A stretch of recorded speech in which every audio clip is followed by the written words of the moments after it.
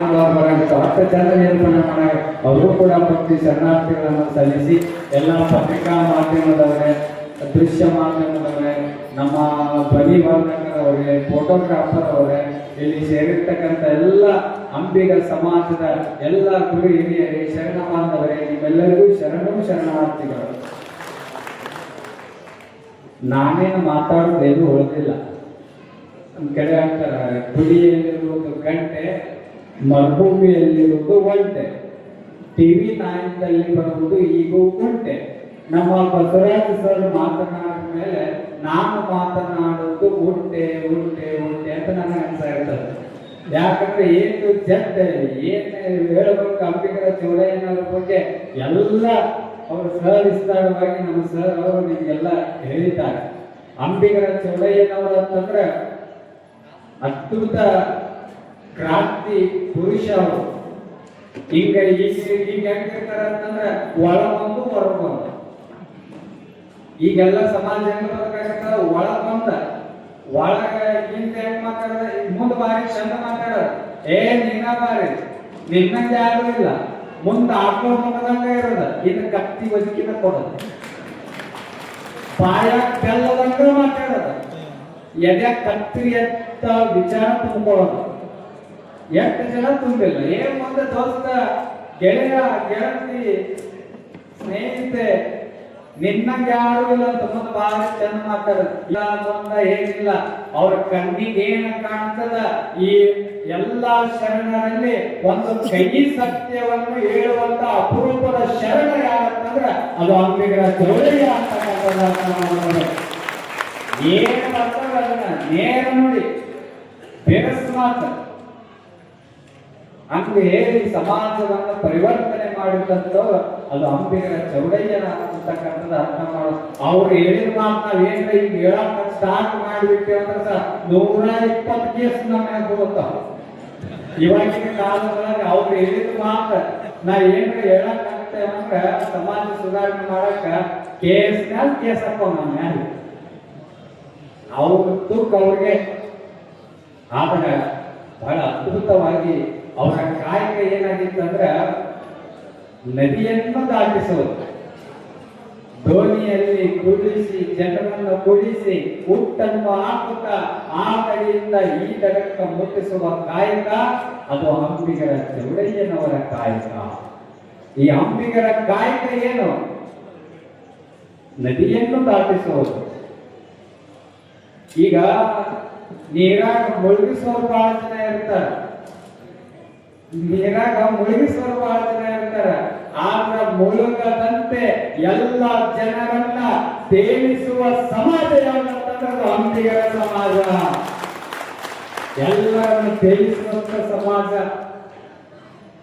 ಈ ದಡದಿಂದ ಆ ದಡ, ಹುಟ್ಟು ಅನ್ನುವಂತ ಈ ದಡದಿಂದ ಸಾವು ಅನ್ನುವಂತ ಆ ದಡದವರೆಗೆ ಮುಟ್ಟಿಸುವಂತ ಸಮಾಜ ಅದು ನಮ್ಮ ಅಂಬಿಗರ ಸಮಾಜ ಅಂತಕ್ಕಂಥ ನಾವೆಲ್ಲ ಅರ್ಥ ಮಾಡ್ಕೊಳ್ಬೇಕು.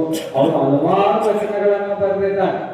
ಅವರು ನಾವೆಲ್ಲ ಕೇವಲ ಏನ್ ಮಾಡಕತ್ತೇವೆ ಅಂದ್ರೆ ಅವ್ರ ಜಯಂತಿ ಮಾಡೋದ, ಒಂದು ದಿವಸ ಜಯಂತಿ ಮಾಡಿ ಚಂದ ಫೋಟೋ ಪೂಜೆ ಮಾಡಿ ಅವ್ರ ಮೆರವಣಿಗೆ ಮಾಡಿ ಮುಗೆ.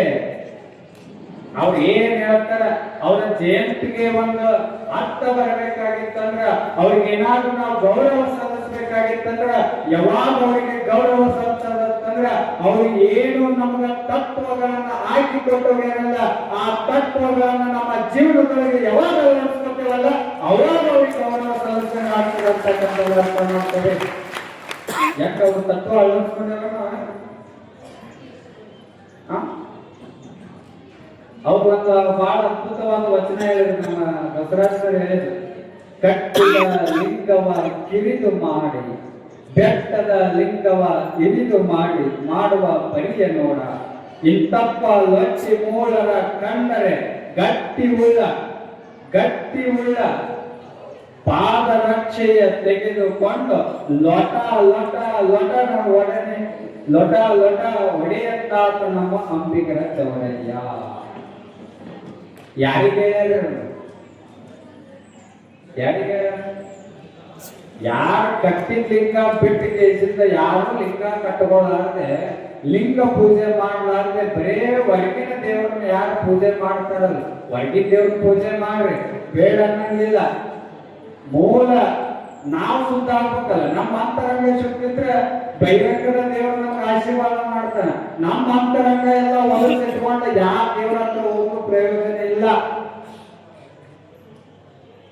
ನಮ್ಮ ಅಂತರಂಗ ಶುದ್ಧ ಇಟ್ಕೊಂಡು ನಾವು ನಮ್ಮ ಲಿಂಗಪ್ಪನ ಪೂಜೆ ಮಾಡಿದ್ರ ಸಾಕ್ಷಾತ್ ಭಗವಂತನ ಎಲ್ಲಿದ್ರು ಕೂಡ ನಿಮ್ಮ ಮನೆಗೆ ಬಂದು ಆಶೀರ್ವಾದ ಮಾಡ್ತಾನೆ ಅಂತಕ್ಕಂಥದ್ದು ಅರ್ಥ ಮಾಡ್ಕೊಳ್ಬೇಕು. ಯಾರು ಕೊಳ್ಳಾಗ ಲಿಂಗ ಕಟ್ಕೊಂಡ್ರಿ ನೋಡೋ ಕೈ ಎತ್ತು ನೋಡ. ಎಷ್ಟು ಮಂದಿ ಕೊಳ್ಳಾಗ ಲಿಂಗದ?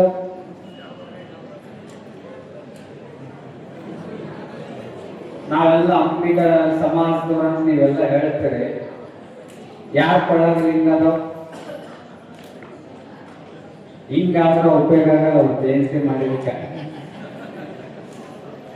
ಅವ್ರ ಸಮಾಜದವರಲ್ರಿ. ನಾವು ಅವ್ರು ಹೇಳಿದ ತತ್ವ ನಾವು ಪಾಲಿಸ್ಬೇಕಲ್ರಿ. ಪಾಲಿಸ್ತೀರ? ಪಾಲಿಸ್ಬೇಕು. ನಾವು ನಮ್ಮ ಅಂಬಿಗರ ಚೌಡಯ್ಯನವರಿಗೆ ಏನಾದ್ರೂ ಗೌರವ ಸಲ್ಲಿಸಬೇಕಾಗಿತ್ತಂದ್ರ ಅವ್ರು ಹೇಳಿದ ತತ್ವಗಳನ್ನ ನಮ್ಮ ಜೀವನದೊಳಗೆ ಅಳವಡಿಸಿಕೊಂಡಾಗ ಮಾತ್ರ ಅವರಿಗೆ ಗೌರವ ಸಲ್ಲಿಸಿದಂಗ ಆಗ್ತದೆ. ಸುಮ್ಮನೆ ಫೋಟೋ ಇಟ್ಟು ಪೂಜೆ ಮಾಡಿದವರಿಗೆ ಗೌರವ ಸಲ್ಲಿಸುವುದಂಗ ಆಗುವುದಿಲ್ಲ. ಎಲ್ಲರೂ ಲಿಂಗವನ್ನು ಕಟ್ಕೊಳ್ಬೇಕು, ಲಿಂಗ ಪೂಜೆಯನ್ನು ಮಾಡಬೇಕು. ಲಿಂಗದೊಳಗೆ ಎಂತ ಲಿಂಗ ಪೂಜೆದೊಳಗೆ ಎಂತ ಆನಂದ ಐತೆ ಅಂದ್ರ ಅದನ್ನ ಅನುಭವಿಸಿದವರಿಗೆ ಗೊತ್ತು. ಎಲ್ಲರೂ ಲಿಂಗ ಪೂಜೆ. ಯಾಕೆ ಲಿಂಗ ಪೂಜೆ ಮಾಡ್ಬೇಕ್ರಿ? ಯಾಕೆ ಲಿಂಗ ಪೂಜೆ ಮಾಡ್ಬೇಕು ಗೊತ್ತದ? ಏನು ಗೊತ್ತದ? ಲಿಂಗ ಪೂಜೆ ಯಾಕೆ ಮಾಡ್ಬೇಕಂತಂದ್ರ ದೇವನ ಮನೆಯಿತು ಈ ಜಗವೆಲ್ಲ, ಬಾಡಿಗೆದಾರರು ಜೀವಿಗಳೆಲ್ಲ. ಈ ಮನಿ ಯಾರ್ದಿದು? ಯಾರ ಮನೆ ಇದು? ನನ್ನ 3 ಅಂತಸ್ತು ಮನೆ ಐತಿ, 8 ಕೋಟಿ ಆಸ್ತಿ ಐತಿ, ನಮ್ಮಿಷ್ಟ ಜಾಗ ಐತಿ, 3 ಎಕರೆ ಐತಿ. ಇದು ನಮ್ಮದನ? ಇದು ನಮ್ಮ ಮನೆ ಆಗಿದ್ದು. ಬಾಡಿಗೆ ಮನೆ ಇದು. ನಾವು ಬಾಡಿಗೆದಾರನಾಗಿ ಬಂದ ಬಟ್ಟ ಎಷ್ಟು ದಿನ ಇಲ್ಲೇ ಇರತಿ, ನಿನ್ನ ಮನೆ ಬ್ಯಾಡ ಐತಿ. ಕೇಳಿದಿಲ್ಲ ಬಜನಪ್ಪದ? ನಿನ್ನ ಮನಿ ಇಲ್ಲಿಲ್ಲ, ಇದು ಬಾಡಿಗೆ ಮನೆಗೆ ಬಂದೇವ ನಾವು. ನಮ್ಮ ಮನೆ ಸ್ವಂತ ಮನೆ ಎಲ್ಲೈತಂದ್ರ ಮ್ಯಾಲ ಐತಿ, ಅಲ್ಲಿ ಹೋಗೋದಲ್ಲ. ನಾವು ಈ ಭಗವಂತನ ಮನೆಗೆ ಬಂದೇವ ಈಗ. ಆದ್ರ ನಾವೆಲ್ಲರ 1 ತಿಂಗಳ ಎಲ್ಲರ ಬಾಡಿಗೆ ಹೋದೇವ ತಿಳ್ಕೊಂಡು ಬಾಡಿಗೆ ಮನೆ ತಗೊಂಡೆ 1 ತಿಂಗಳಾಗಿ ಬಾಡಿಗೆ ಕಟ್ತಿರೋದಿಲ್ಲ. ಕರೆಂಟ್ ಬಿಲ್ ಕಟ್ಟಬೇಕು, ವಾಟರ್ ಬಿಲ್ ಕಟ್ಟಬೇಕು, ಎಲ್ಲಾ ಬಿಲ್ ಕಟ್ಟಬೇಕು, ಮನಿ ಬಿಲ್ ಕಟ್ಟಬೇಕು, ಎಲ್ಲಾ ಬಿಲ್ ಕಟ್ಟಬೇಕು.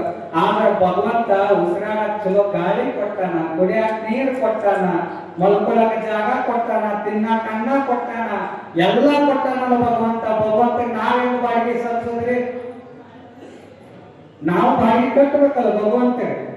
ನಾವೆಲ್ಲ ಹೆಂಗ ಬಾಡಿಗೆ ಕಟ್ಟಬೇಕಂತಂದ್ರ ಸಾಕ್ಷಾತ್ ಆ ಜಗತ್ತ ಸೃಷ್ಟಿ ಮಾಡಿರ್ತಕ್ಕಂಥ ಆ ಭಗವಂತನ ಸ್ವರೂಪವಾಗಿರ್ತಕ್ಕಂಥ ಲಿಂಗಯ್ಯನನ್ನ ನಮ್ಮ ಹಸ್ತದೊಳಗೆ ಇಟ್ಕೊಂಡು ಆ ಲಿಂಗ ಪೂಜೆ ಮಾಡುವ ಮುಖಾಂತರ ಭಗವಂತ ನೀ ನನಗೆ ಎಲ್ಲ ಕೊಟ್ಟಿ, ನಿನಗೆ ಧನ್ಯವಾದ ಧನ್ಯವಾದ ಅಂತ ನಾಮಸ್ಮರಣೆ, ಆ ಭಗವಂತನ ನಾಮಸ್ಮರಣೆ ಮಾಡುವುದರ ಮೂಲಕ ಆ ಭಗವಂತನ ಬಾಡಿಗೆ ಕಟ್ಟದಂಗ ಅಂತ ತಿಳ್ಕೋಬೇಕು.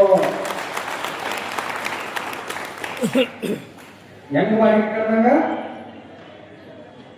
ಭಗವಂತಗ ಲಿಂಗ ಪೂಜೆ ಮಾಡೋದ್ರ ಮೂಲಕ ಬಾಡಿಗೆ